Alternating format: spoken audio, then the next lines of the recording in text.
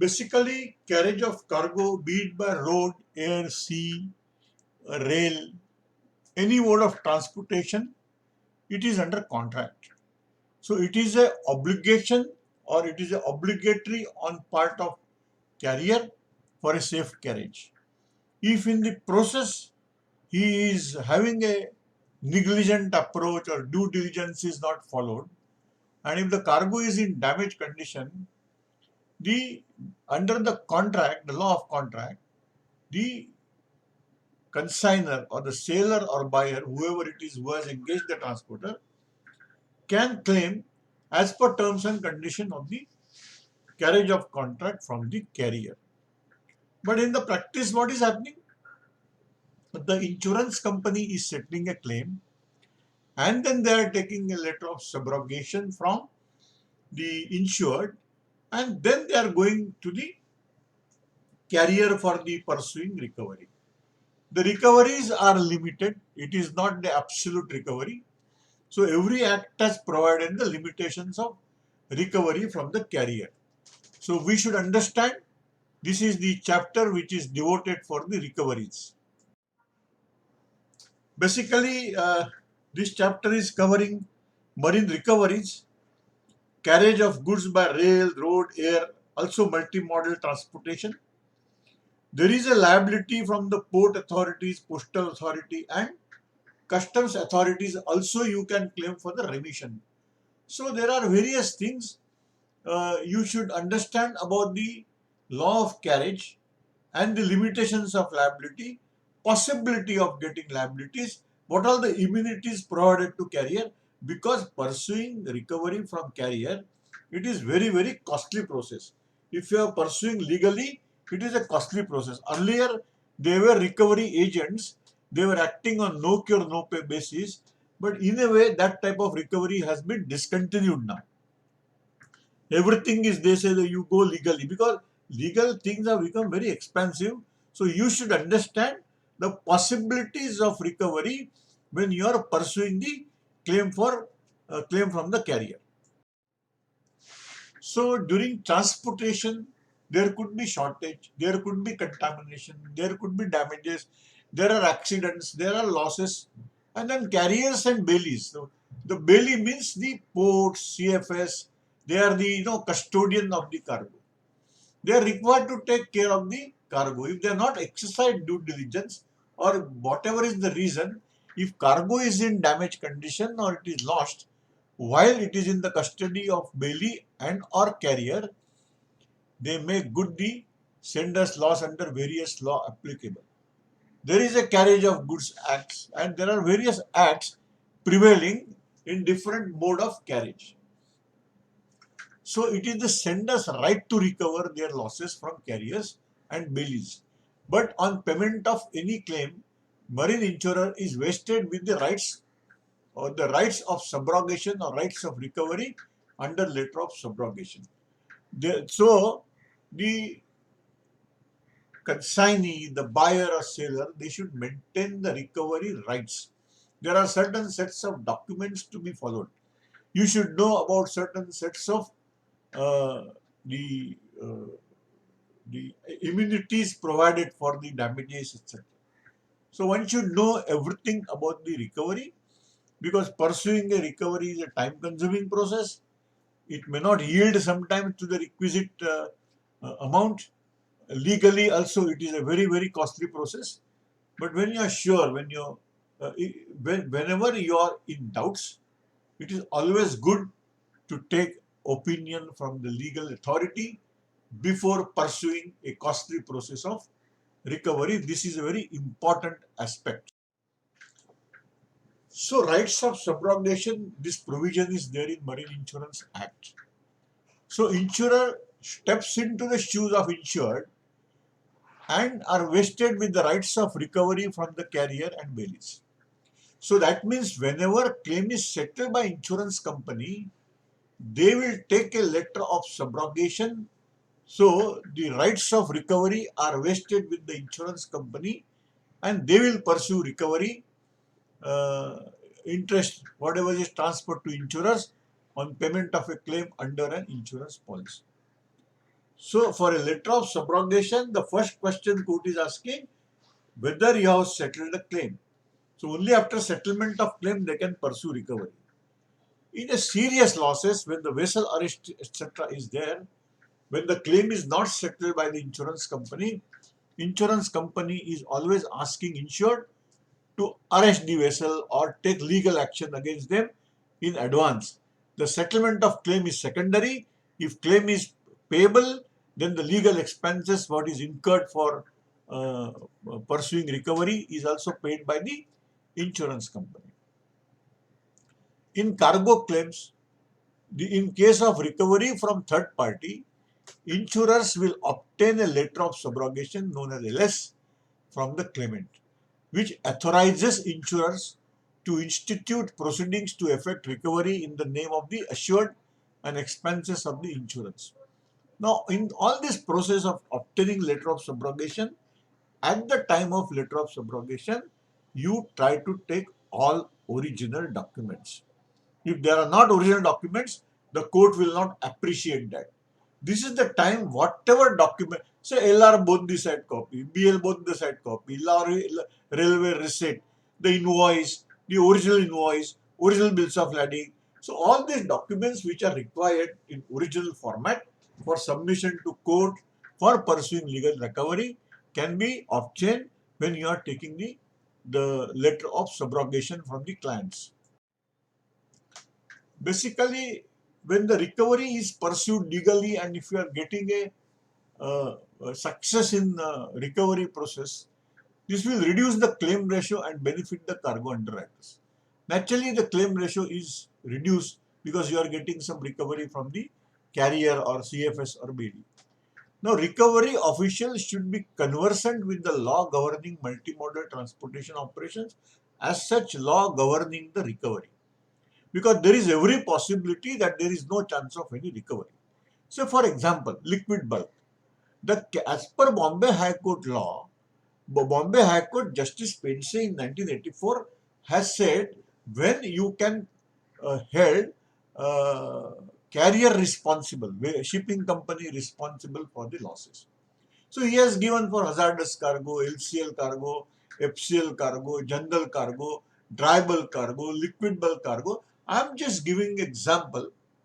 I'm just giving example that in liquid bulk cargo, Justice Pensy of Bombay High Court said that the vessel is not the bills of lading of a liquid bulk cargo is based on storage tank delivered quantity from load port.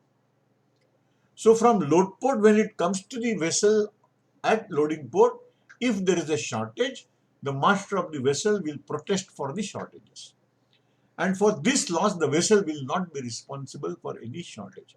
Nevertheless, as per the normal practice, the bill of lading will be issued considering the cargo delivered by storage tank. But then in joint allege report, when it is less cargo received, be it experience factor of vessel or whatever it is, the protest is lodged by the master with the tank installation.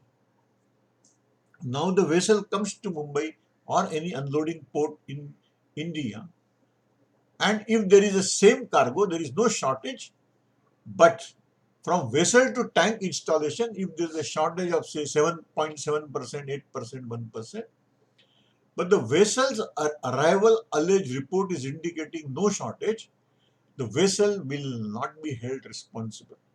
You cannot pursue recovery. You will not get recovery because the losses are after unloading going up to storage tank. The pipelines are leaking, whatever is happening in transit after unloading, there is no way the carrier, the liquid bulk tanker is responsible. In one of the case, there was an issue over recovery. It was the last day that you have to file a suit or something like that. The divisional manager called me and he said there is some signature is required from your side for pursuing recovery from the carrier. Then I said, today I am outstation, I am not in Mumbai. I'll come tomorrow or day after tomorrow. The divisional manager threatened me, telling that if you are not coming today, I will recover this amount from you. You know, this was the threatening given by the divisional manager to me. I said, this is, I'm a very small person in the industry. If you want to pursue recovery, you can pursue recovery from me. And then I wrote a letter to the regional office indicating that I was threatened like this. If you start threatening surveyor that you will recover from me, then every claim probably will be in problems. You should be helping me when the claim is not admissible. And I told I told the regional office that as per Bombay High Court Act, considering the alleged reports, etc., there is no chance of any recovery from the carrier. You will not get any recovery from the carrier. Even the tank farm, they have the immunity of 0.25%. Tank farm will say, I have received less cargo. I am not responsible for if I am receiving a less cargo. Why should I pay for the claim? I am not responsible. So the carrier is not responsible. But the legal person who was trying to pursue divisional manager, he was looking for a case from that particular division and he is promising that yes, you will get recovery. I was in position to convince regional manager, and then the regional manager is asking divisional manager, now if this is right, from where I will get the recovery? Is it from you? Because you have already paid money to lawyer. So what I am trying to say, there are no complaints. The divisional, I have no complaints against divisional manager. He was also under tremendous stress. He was guided by a legal person. So you should know what I'm trying to say. You should not come under the trap. Somebody is trying to tell you that there is going to be a very good scope of recovery. If it is not there, it is not there. You write a note boldly, under these circumstances, our recovery rights are only limited to this. We have to go legally. Legal expenses are going to be much more than what we can recover. So either let us deduct some percentage if possible, or forget about the recovery. So you should be in position to know, you should know about the recovery aspects. What are documents? There are different documents required. Try to understand every document has to be original document, including survey report, bill of lading, invoice, lorry receipt, whatever it is. They want all original documents. So documents include proof of receipt and shortage, the proof of non-delivery, proof of damages, the joint survey reports, the claim lodged with the customs for the shortages, and which stage in transit damage has taken place, if necessary, police panchanama, FIR, etc. So all these documents are required for the pursuance of recovery. So the way insurance is governed by Marine Insurance Act, the COXA, Indian Carriage of Goods by Sea Act 1925, duly amended and effective from 16th October 1992. So in that case, notice of loss or damage has to be given. So it is given in writing to the carrier at port of discharge or at the time of removal of goods to the custody of the person entitled to delivery under contract of carriage, or if loss damage is not apparent within 3 days after clearance. See, when we know that the cargo is in damaged condition on board itself, then you should be lodging a protest with the master of the vessel. The 99% he will not accept the protest, but it can be nowadays sent on email also. Now, once it is unloaded, at the time of unloading, if damages are noticed, the port will issue a landing remark certificate indicating that there are damages. So that is also a supporting collaborative documents. If it is lost during unloading, it is a lost overboard certificate issued by master of the vessel. Then before clearance, the insurance company is also expecting that the consignee or the insured is to inform insurance company, ask for appointment of survey, ask clearing agent for a joint survey along with the CFS surveyor or shipping company surveyor. For serious losses, the shipping company is also knowing, they will appoint a P&I club surveyor for a joint report. Now, in case of serious damages, serious contamination, damages in crores of rupees, and then once you know when the ship is there, you should be informing consignee and insurance company that try to get execute a bond, recovery bond from the P&I club or the bankers of the vessel owner, or try to arrest the vessel and take a bond or a bond from P&I club. Then only you can release it. So these are the recovery certain parameters to be followed while pursuing the recovery from the carrier. The rules are specified in the COXA 1925.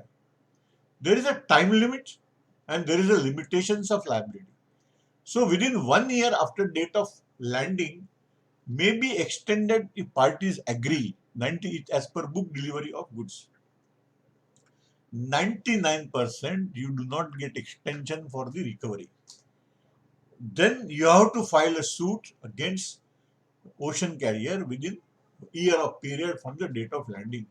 If this is not followed, then you are prejudicing your scope chances of any recoveries. So now that means the claim is lodged with the insurance company. The insurance company settles the claim. They take the recovery, the subrogation letter recovery, and then they pursue recovery from the carriers by writing letter, appointing a legal advisor, etc. If everything spills over 1 year, then the chances of recoveries are totally prejudiced.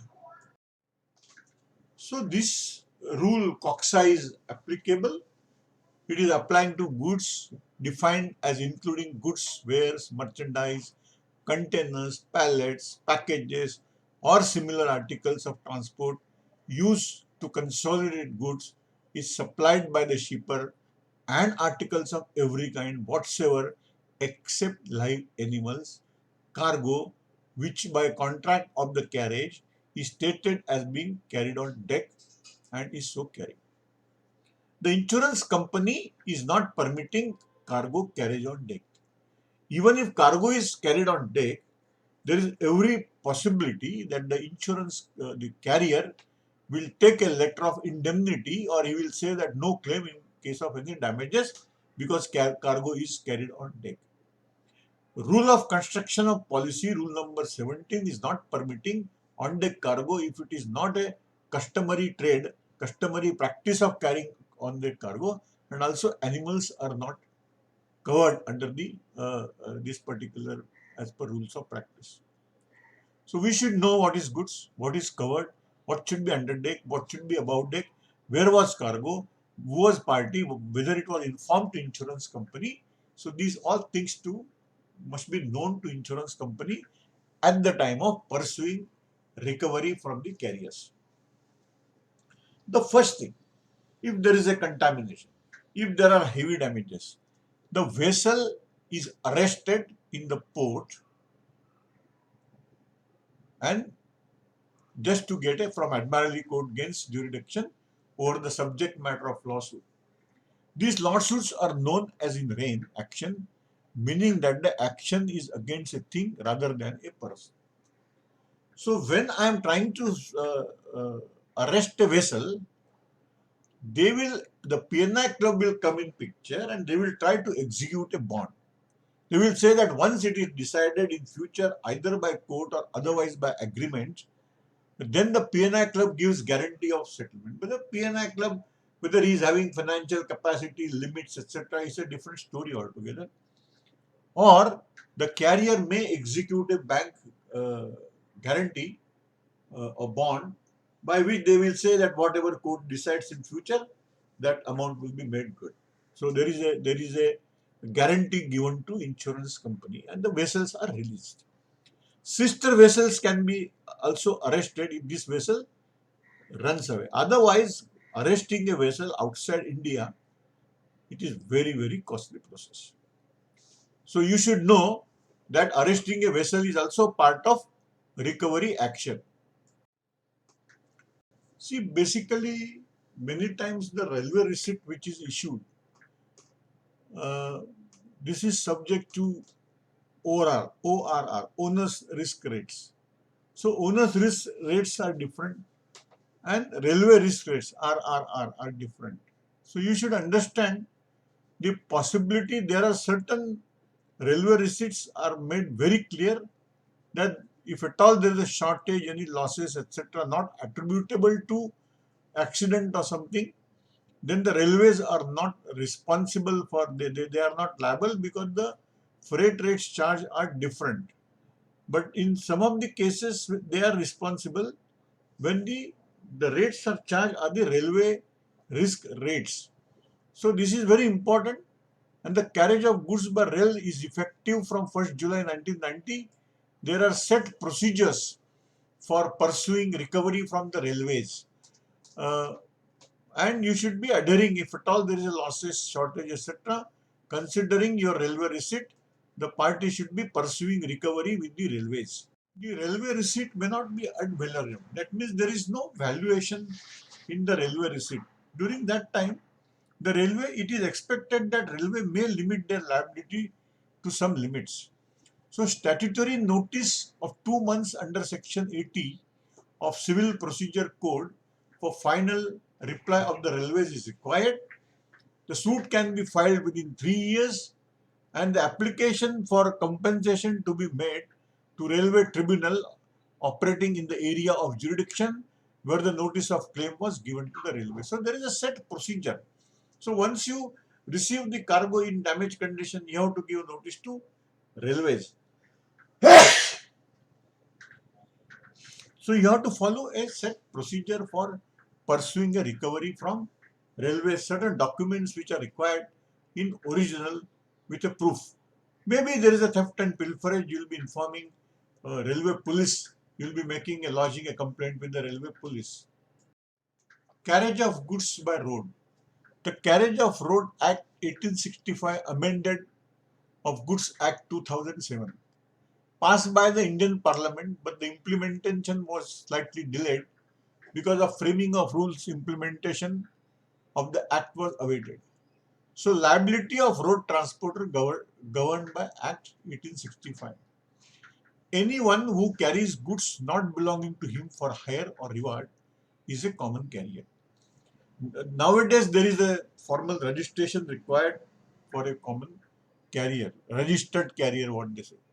Common carrier may limit his liability by special contract if he chooses to do so. Otherwise, his liability is absolute as an insurer of the goods.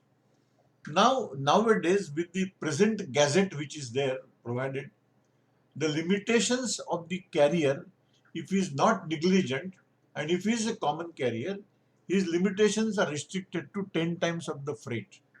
Uh, Nevertheless, this is a new amendment. In the book, when you are asking some question, you have to adhere to the what is mentioned in the book as a question, because that is expected answer from the institute. Carriage of goods by air is also governed by the Act and various conventions. The Warsaw Convention of 1929, as amended by the Hague in 1955, is the international agreement governing the liability of air carrier in case of loss of damage to cargo, and also this is governing passenger baggage carried from country to another. The time limit of legal action is 2 years from date of booking of cargo or luggage. So these are there is a scope of recovery. There has to be certain documents to be collected. There is a segregation report prepared by the airport along with the customs. So in segregation report, if something is shortage, something is damaged, everything will be incorporated. So such documents are required while pursuing recovery from air carrier. Then there is a Multimodal Transportation Act. This multimodal means there are multiple types of transportation. The recoveries are, say for example, if something is coming by road, uh, then it is going by sea and again going by barges and going by rail and road. The recoveries are as per the prevailing rules of that particular mode of transportation. So the Multimodal Transportation of Goods Act 1993, number 28 of 1993, was enacted on 2nd April 1993 and came into the force from 16th October 1993. The Act seeks to regulate the business of multimodal transportation and explains the responsibility of liabilities of multimodal transport operator. The notice of loss or damage to the goods should be given by the consignee in writing under multimodal transport BL. See, basically, the recoveries, the documents are required. Say, for example, the damages are in rail. So, you require all the documents which is required by the rail, also to prove that the multimodal transport operator is responsible, but his responsibility is limited to the mode of carriage. This one person should know at the time of going for pursuance of recovery from the carrier. Ports, container freight station, inland container depot, dry ports, all they are acting as a belly of the cargo. They are custodian of the cargo. So, as a custodian of the cargo, they are liable for any losses, mishandling, improper handling, theft, pilferage, any losses attributed to negligence or accident in their premises, and they should make loss good. So, the loss or damage to goods while they are in the custody of port is as per contract, the port and CFS, etc., they are liable. Goods can be damaged and or landed but missing. There could be a case that the cargo was unloaded but it is missing. And then there would be certificate, landed but missing certificate. Also, it is accompanied with a police complaint lodged with the police station which is controlling that particular jurisdiction, that area of port. The shortage in the packages, in which there are shortages for shortages or damages had landed in a sound condition without any qualifying remarks as per Port Trust Landing Remarks Certificate. That means many times what happens, the landing remarks certificate will give me a details indicating so many packages are damaged. Many times the landing remarks certificate will be having qualification that similar type of consignments were manifested in the vessel and this package cannot be categorically assigned to that particular atom or manifest of the vessel. Nevertheless, if the landing remark certificate gives me a consignment in sound condition, but at the time of delivery, if it is in damaged condition, it is implied that the damages were in the port, for which port is responsible and claim can be lodged with them. It is very, very difficult to pursue recovery from carrier, from the port. See, pursuing recovery from port is very, very difficult because firstly, the clearing agent is reluctant.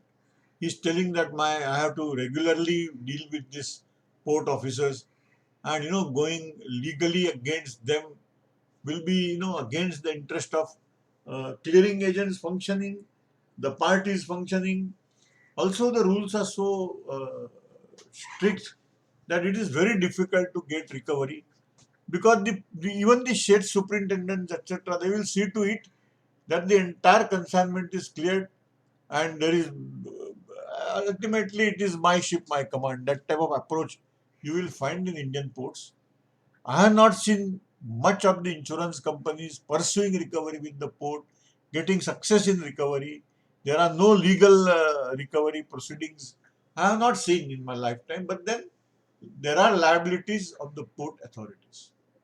All major ports in India, namely Kandla, Mumbai, Nhava Sheva, Marmagaon, Mangalore, Cochin, Chennai, Tuticorin, Paradip, Visakhapatnam, Haldia, Kolkata. Now there are a couple of ports coming up in Odisha, Gujarat. But then all ports they are liable for safe carriage, safety of the cargo in their custody. So ports which are not major are governed by the Indian Ports Act 1938. Such ports are controlled by the respective maritime boards of the states, or nowadays, which is not mentioned in the book, there are private ports like Mundra, which is owned by Adani. There is a Hajira, which is owned by Adani. Uh, there are captive own ports of, say, Gujarat Ambuja is having their own place for coming alongside unloading of cargo. In Cochin, the FSCT, that is a Fertilizer and Chemical Corporation of India, they have taken a long-term lease, Kochi Port, berth number 10. So there are many places you will find the the owners are different. Owners are, it could be private or taken on lease, etc. So under the Acts, no provision is made as regards to the time for delivery of goods. and giving notice to the port in case of loss or damage to the goods. What we are trying to say that you'll have to prove beyond any doubts that the loss was after unloading and it was during the storage in port, then only you can pursue recovery. Otherwise, they will say that the damages were during unloading from the vessel, and then you should pursue recovery after, say, joint survey with the carrier, not with the port.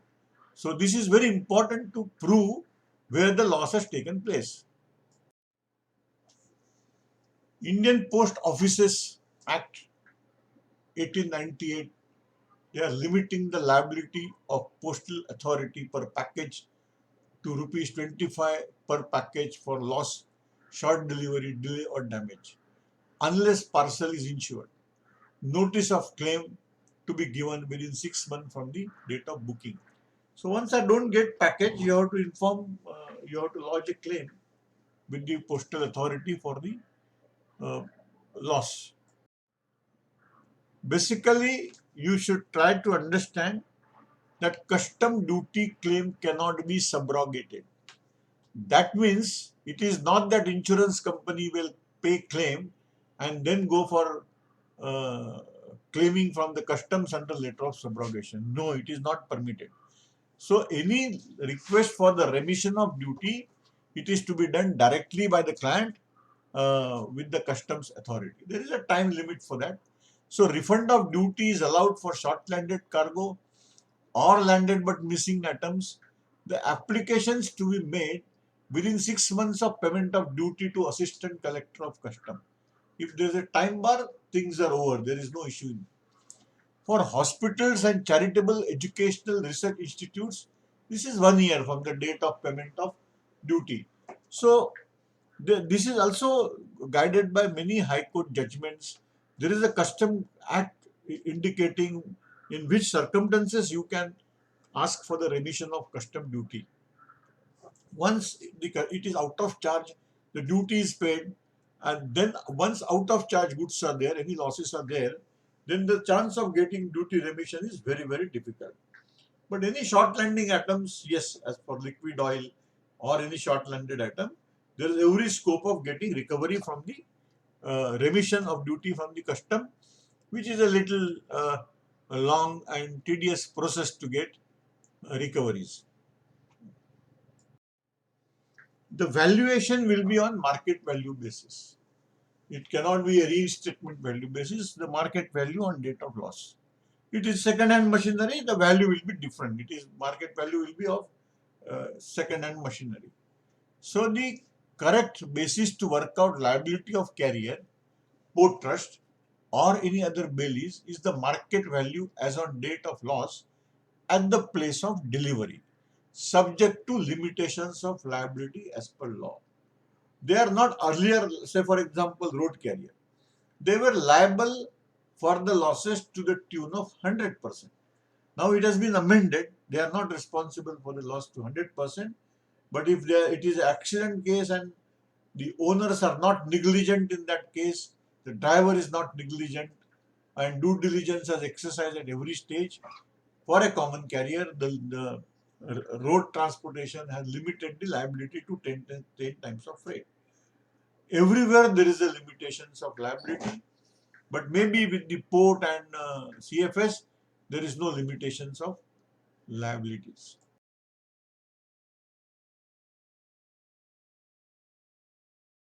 It is important to understand the time frame for lodging a claim with various carriers. It is a road carrier within 6 months from the date of knowledge of the losses. You will have to give a registered AD, notice under registered AD from post, and then get an acknowledgement due. Then where it is to be given? The registered office of the road carriers, whatever is the office. Now you can file a suit within 3 months, 3 years, sorry, from the date of the loss. So this is the time frame when this is spilling over. But if it is a criminal act of the carrier, try to understand, for a criminal act which is noticed after some time, say you are under impression that there was a mere accident, but after 3 years you realize that this was a case of theft and pilferage and the transporter was involved in that, it was a fake accident. Now it has become a criminal case. So for criminal case, there is no time frame. You can lodge a complaint against transporter even after that time frame, provided it is a criminal case.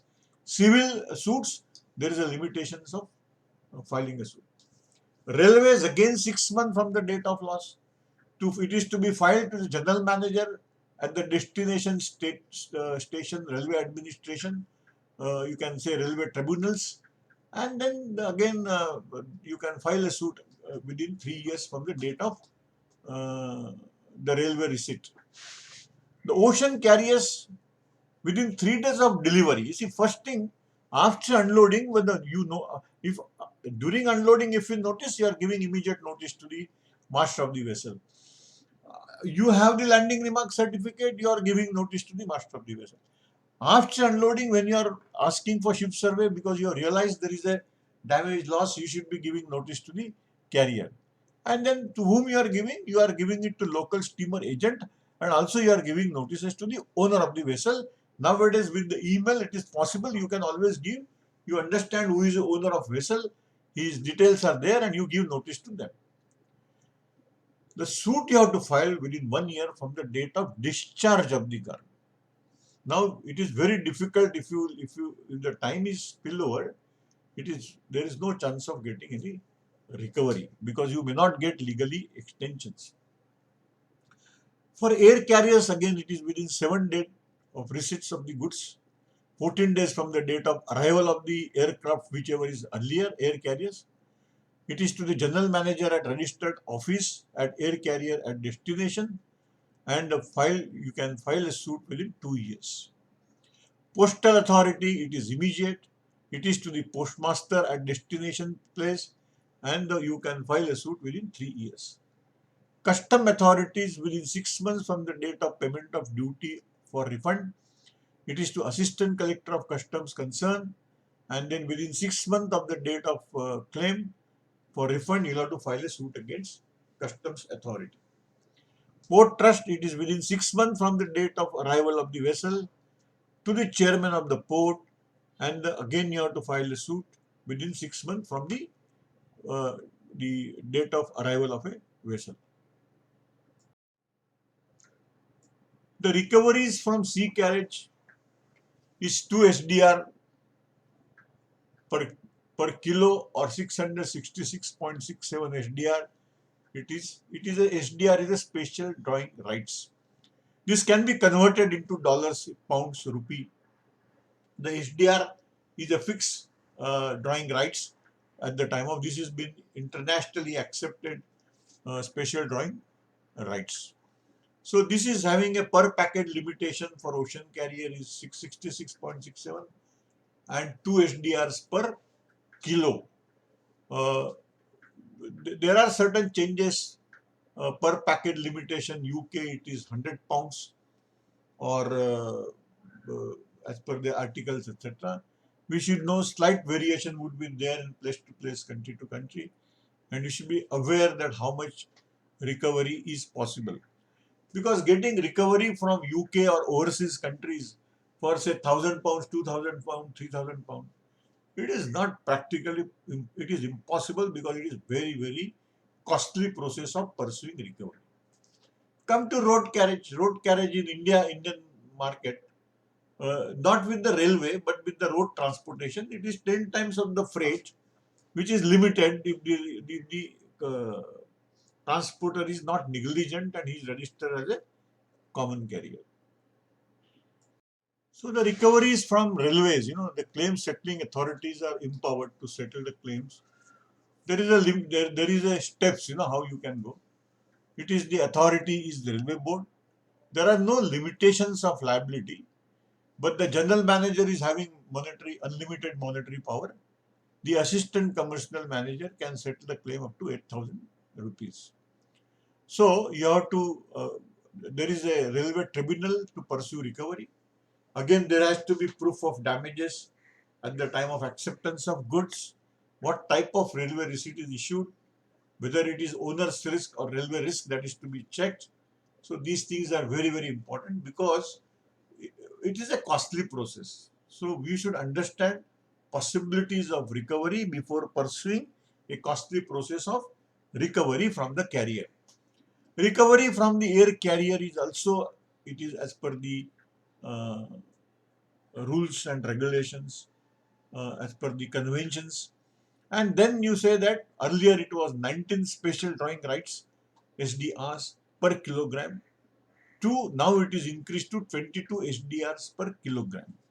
The basic air cargo, here you will find it is less in ocean carrier. Here it is more, because in a air cargo you will always find a costly packages, very expensive packages. The value to weight ratio would be different, and that is the reason the limitations of liabilities are also indifferent. The weight of package and damage, the SDR is approximately, it is 1.48 US dollar, maybe. You have to find out, this is not a fixed amount, this is from the normally taken often from the some books, but then you find out what is the SDR conversion rate as on date of losses. That is very, very important. So this is the limitations. It is 30 USD per kilogram, approximately 20 USD per, it is increased now. So this is the approximately how much you can pursue recovery from the air carriers. But you have to prove that they were negligent, the loss was in their custody, and there are sufficient documents available to pursue recovery from carriers. These are the normal US dollar conversion rates which we have provided. Basically, per US dollar, SDR1, 1 US dollar is 0.713255 SDR, and 1 SDR is US dollar 1.40. This is the conversion rate. Also, conversion rate of various uh, other currencies also given. But the best is you find out what is the prevailing on the date of damages, etc. That is much more important. So these are the conversion rate. So you should not get confused. The SDR is the fixed. It is the other currencies are changing. Thank you very much. We are to the end of chapter 10 on recoveries. Recovery is a costly process. When in doubt, take a legal opinion. The possibility of recoveries are with the limitations of liability. So you find out what is going to be your liability, what is possibility of getting from the carrier, what is going to be the expenses for pursuance of recovery, and then you pursue recovery. Or if possible, if it is a private carrier, you are deducting 25%. So that option is also not bad. You can always consider by finding it out whether recovery rights are protected. If recovery rights are not protected, what should be the deduction on account of recoveries are prejudice. Thank you very much.